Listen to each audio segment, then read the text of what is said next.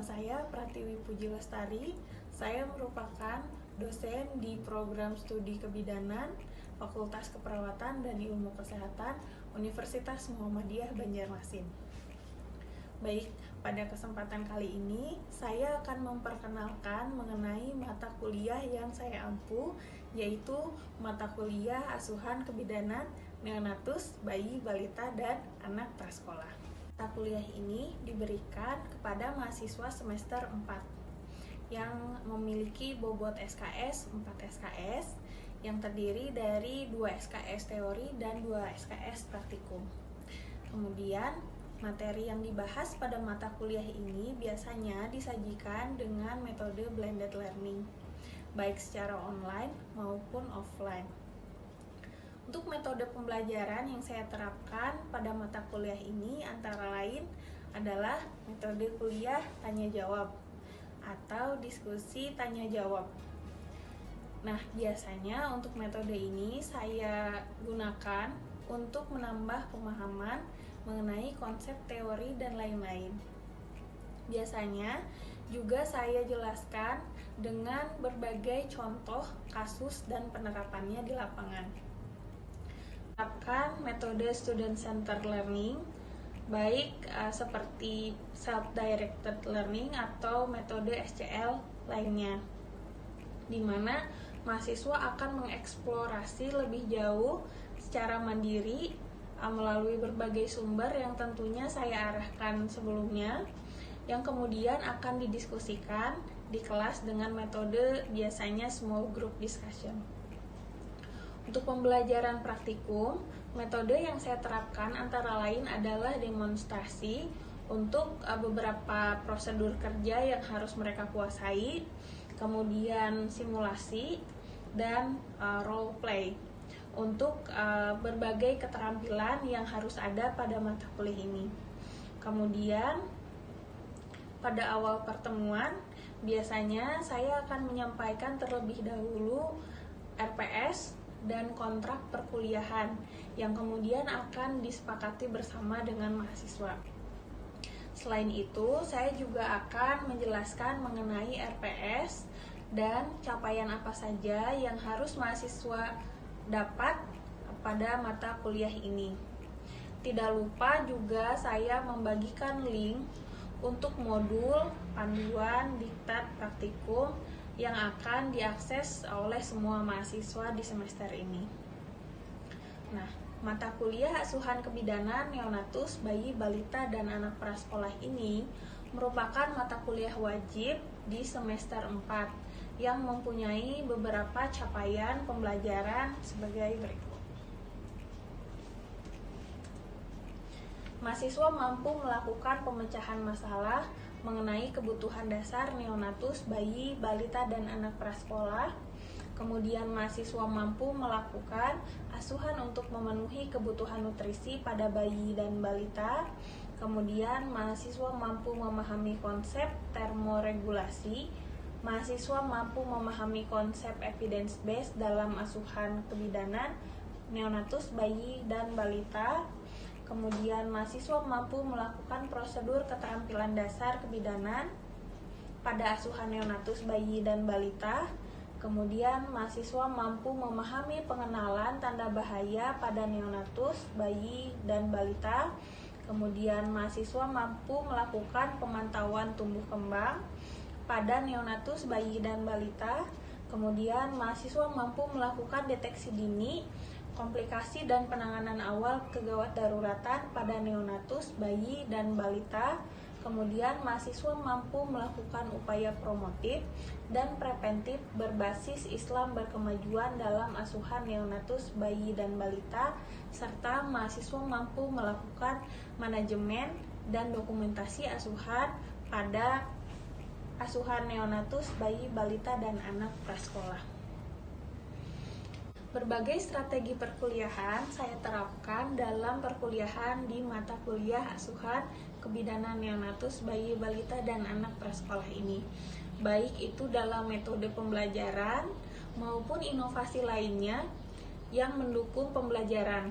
Hal ini dilakukan agar tujuan pembelajaran pada mata kuliah ini dapat tercapai serta dapat meningkatkan kemampuan mahasiswa baik itu dalam hal pengetahuan, sikap, maupun keterampilan, serta tercapainya kompetensi mahasiswa sebagai seorang lulusan bidan yang kompeten nantinya. Adapun asesmen pada mata kuliah ini terbagi menjadi ujian tengah semester, ujian akhir semester, dan kemudian ujian praktikum yang dilaksanakan dengan metode OSCE. Setelah ini, saya akan menampilkan contoh kegiatan mengajar saya pada pertemuan kedua secara tatap muka di kelas, dengan tentu saja menerapkan protokol kesehatan.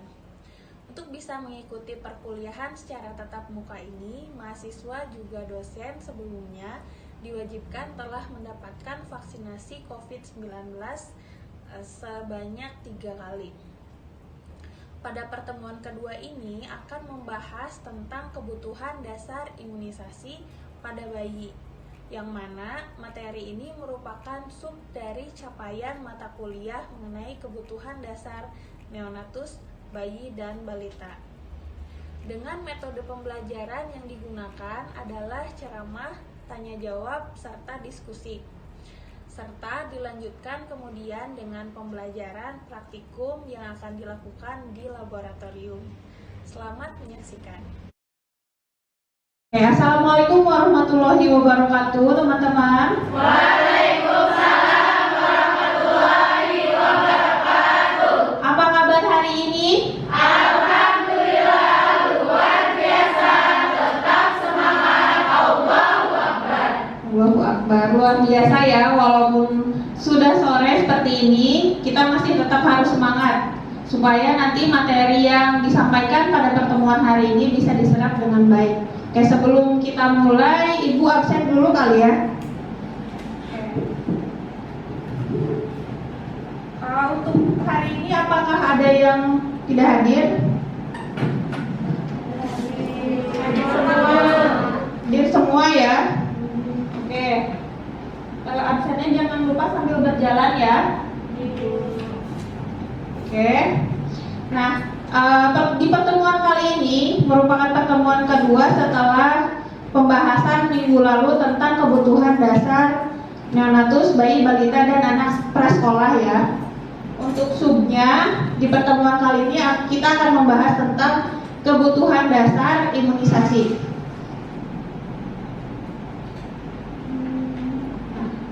Ini untuk learning outcome-nya atau tujuan pembelajaran kita, menjelaskan tentang kebutuhan dasar neonatus, bayi, balita, dan anak prasekolah.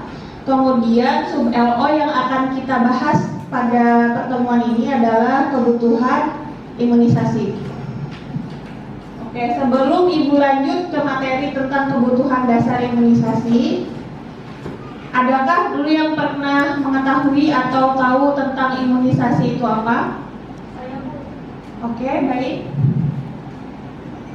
Nama saya Sejana Nabila Kabawati, Bu. Saya izin menjawab. Dari Bu, imunisasi itu adalah suatu upaya untuk meningkatkan kekebalan tubuh seseorang terhadap suatu penyakit. Ya, terima kasih. Oke, bagus ya. Upaya untuk meningkatkan kekebalan tubuh seseorang. Oke, adakah jawaban lain? Adakah jawaban lain? Oke, sebelah sini. Menurut pemahaman menjawab, Bu, ya, imunisasi menurut pemahaman Bu, dia tuh kayak membentuk antibodi dalam tubuh seseorang yang mendapatkan imunisasi tersebut. Oke, membentuk antibodi dalam tubuh seseorang ya. Oke, kita lihat ya teman-teman. Oke, di sini ada tujuan imunisasi untuk membangun kekebalan tubuh seseorang terhadap suatu penyakit dan membentuk antibodi dalam kadar tertentu. Berarti yang disampaikan teman-temannya tadi sudah betul sekali ya, sudah tepat. Nah, imunisasi, imun itu kan berarti kekebalan tubuh atau antibodi ya. Imunisasi adalah prosesnya.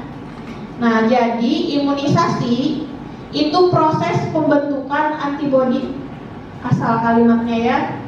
Jadi bisa dimasukkan dari luar ke dalam. Biasanya imunisasi itu berupa pemberian virus yang dimatikan atau dilemahkan, ya. Tujuannya itu untuk membangun kekebalan tubuh seseorang, gitu ya. Jadi nanti ketika virus yang dimatikan atau virus yang dilemahkan dimasukkan ke dalam tubuh seseorang, di tubuh itu secara otomatis akan membentuk antibodi untuk istilahnya membentengi diri dari penyakit yang ada. Ya, walaupun sebenarnya yang dimasukkan itu sudah mati atau dilemahkan, gitu ya. Nah, teman-teman di sini sudah pada vaksin COVID? Sudah. Itu salah satu contoh proses imunisasi, ya, imunisasi COVID-19, gitu ya. Jadi sekali lagi, imunisasi adalah membentuk kekebalan tubuh untuk mencegah suatu penyakit atau membentuk antibodi di dalam tubuh, gitu ya. Oke. Nah, ini istilah-istilah dalam imunisasi. Ada vaksin, ada vaksinasi, imun, dan imunisasi. Kalau vaksin itu antigen, virus, atau virus mati, atau virus yang dilemahkan, atau mikroorganisme mati atau yang dilemahkan. Intinya vaksin itu isinya antigen. Antigen itu seperti penyakit atau istilahnya musuh untuk tubuh kita, ya. Kalau ada musuh berarti harus ada tentara, ya, tentara atau perlawanan yang melawan musuh itu, gitu ya, di tubuh kita. Nah, itu namanya imun atau antibodi atau kekebalan tubuh, gitu ya. Oke, kemudian vaksinasi. Nah, vaksinasi ini proses memasukkan vaksin ke dalam tubuh. Jadi kalau teman-teman divaksin, atau ada bayi divaksin BCG misalnya, nah itu berarti prosesnya namanya vaksinasi. Kalau imunisasi itu proses pembentukan imun di dalam tubuh, gitu ya. Sampai sini jelas ya? Oke. Adakah yang mau ditanyakan dulu sampai sini? Oke. Kemudian manfaat imunisasi adalah untuk meningkatkan kekebalan tubuh sehingga tubuh mampu melawan penyakit. Kemudian tindakan pencegahan penyakit menular. Karena kalau virus, mikroorganisme, bakteri, ketika itu menimbulkan suatu penyakit pasti menular, ya. Kayak contohnya sekarang misalnya COVID-19 itu kan penularan ada, begitu ya. Oke, kemudian tindakan pertahanan dan perlindungan terhadap infeksi. Infeksi itu ya tadi proses masuknya si virus atau antigen tadi ke dalam tubuh kita, gitu ya. Kemudian macam-macam imunisasi. Ada BCG, polio atau IPP, DPT, HB, HIV, dan campak. BCG ini semuanya jenis-jenis imunisasi yang wajib diberikan atau wajib didapatkan oleh bayi sampai usia 9 bulan, ya. Oke. Nah, BCG, kemudian polio atau IPP. IPP ini sama jenis polio tapi yang diinjeksi. Kemudian DPT, HB, hepatitis dan HIV, hemovirus influenza jenis B, kemudian campak. Nah, ini jenis-jenis penyakit yang dapat dicegah oleh imunisasi pada bayi. TBC, kemudian penyakit polio, difteri, pertusis, tetanus, hepatitis, meningitis, dan pneumonia. TBC itu dicegah oleh vaksin atau imunisasi BCG, ya. Polio itu dicegah oleh vaksin atau imunisasi polio dan IPP. Kemudian difteri, pertusis, tetanus itu singkatan ya, sama DPT berarti ya. Hepatitis itu HB ya. Kemudian meningitis dan pneumonia. Nah, hepatitis ini bedanya, ini ada juga dikasih ke bayi baru lahir. Bayi baru lahir biasanya sejam pertama setelah persalinan ya, disuntikan HB yang unijet yang 1 kali suntik gitu ya. Oke, kemudian cara pemberian, ada yang ditetes, ada yang disuntik. Yang ditetes ini yang polio tadi ya, ditetes masukin ke mulut. Kalau yang disuntik yang sisanya. Nah, efek samping biasanya demam, nyeri ringan pada lokasi suntikan, kemudian bengkak pada bekas suntikan. Nah, ini ciri-ciri infeksi ya untuk tambahan. Tadi infeksi kan masuknya antigen ke dalam tubuh.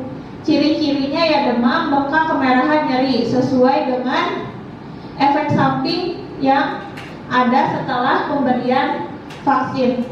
Jadi nanti kalau teman-teman misalnya dinas di puskesmas, biasanya di puskesmas dengan PMB ya, yang banyak pelayanan imunisasi, biasanya anaknya atau bayinya itu akan demam, nyeri ringan pada lokasi suntikan, atau merah atau bengkak. Itu biasa terjadi ya setelah pemberian vaksin, baik yang ditetes maupun yang disuntik. Ya, jadi untuk menangani efek samping ini, nah sini, jika demam berikan paracetamol setiap 4-6 jam. Hanya untuk poin ini dilihat usia bayinya berapa ya. Jadi misalnya kalau bayi 0-6 bulan, kira-kira nih apakah dikasih paracetamol atau ASI saja? ASI, betul ya. Kemudian jika nyeri bengkak, dikompres air hangat. Nah, kalau bengkak jangan sekali-kali teman-teman, jangan sekali-kali teman-teman menyarankan memakai air dingin, tapi harus dengan air hangat gitu ya. Kemudian tetap berikan ASI. Kalau misalnya masih 6 bulan kan nggak boleh dikasih apa-apa ya, kecuali misalnya sudah MPASI. ASI harus terus dilanjutkan gitu ya. Oke, sampai sini paham? Oke, apa kabar hari ini? Alhamdulillah, luar biasa. Tetap semangat. Allahu Akbar. Oke. Kemudian jadwal imunisasi. Sini ya, 1 bulan BCG dan polio, kemudian 2 bulan DPT HIV dan polio, 3 bulan DPT HB HIV dan polio, 4 bulan sama 9 bulan campak. Nah, DPT HB HIV dan polio itu biasanya kita kenal kalau di puskesmas dengan sebutan vaksin combo ya. Jadi kalau combo sudah pasti DPT HB HIV. Nah, 3 jenis ini ya, DPT HB HIV dan polio itu sebulan dikasihnya 3 kali selang sebulan ya. Oke, sasaran imunisasi vaksin combo ya. Jadi kalau combo sudah pasti DPT HB HIV. Nah, 3 jenis ini ya, DPT HB HIV dan polio itu sebulan dikasihnya 3 kali selang sebulan ya. Oke, sasaran imunisasi bayi, balita, anak sekolah dasar, biasanya ada pengulangan jadwal imunisasi begitu ya. Oke, ini jadwal. Nanti kalau misalnya untuk jadwal bingung, bisa dilihat ketika pengisian bareng dengan pengisian KMS ya di buku KIA. Di situ sudah jelas tuh ya, sampai 9 bulan itu adalah imunisasi wajib dasar atau pentabio ya. Nah, ini jenis imunisasi wajib, rutin, tambahan, dan khusus. Yang rutin tadi, yang pentabio tadi ya, Kemudian, nah ini contoh-contoh untuk gambaran vaksin. Sini tuberkulosis yang diserang berarti daerah paru-paru. Kemudian ini contoh-contoh vaksin. Nanti kita lihat di lab ya, sekalian praktikum. Ini contoh penyakitnya.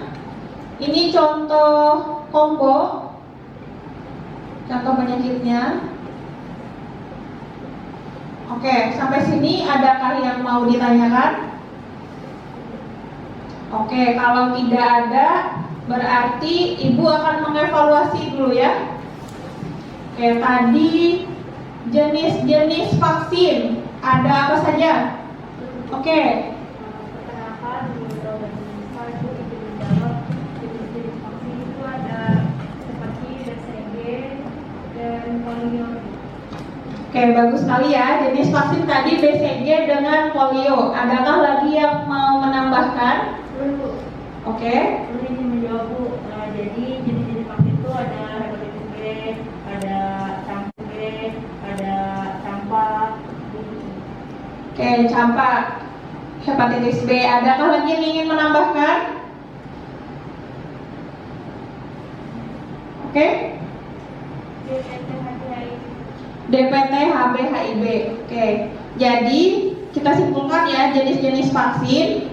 Tadi untuk bayi yang wajib ada BCG, DPT, HB, HIV, polio, dan campak.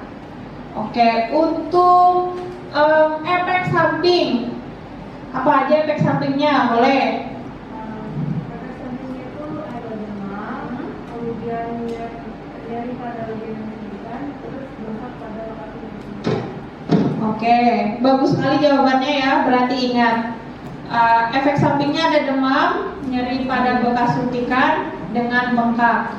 Oke, untuk penanganannya, apa saja yang bisa dilakukan untuk penanganan efek samping? Oke, sebelah sini. Kalau misalnya bayi tersebut demam, bisa kita berikan paracetamol setiap 4 sampai 6 jam. Jika nyeri atau bengkak di bekas suntikan, bisa kita kompres menggunakan air hangat dan kita hancurkan minumnya tetap memberikan ASI. Oke, bagus sekali ya. Berarti LO kita sudah tercapai ya teman-teman ya. Untuk yang berikutnya, nah kita akan melakukan praktikum. Nanti praktikumnya di lab tentang imunisasi. Jadi kita akan melakukan penyuntikan imunisasi pada bayi ya. Oke, setelah ini silakan istirahat dulu. Setelah istirahat kita lanjut untuk pembelajaran praktikum di lab. Oke, jangan lupa untuk tugas minggu lalu dikumpul ketika sebelum UAS ya. Sebelum UTS. Ya. Oke, Ibu tutup dulu untuk pertemuan hari ini. Kita ketemu lagi di lab setelah jam istirahat. Ibu tutup ya. Wassalamualaikum warahmatullahi wabarakatuh.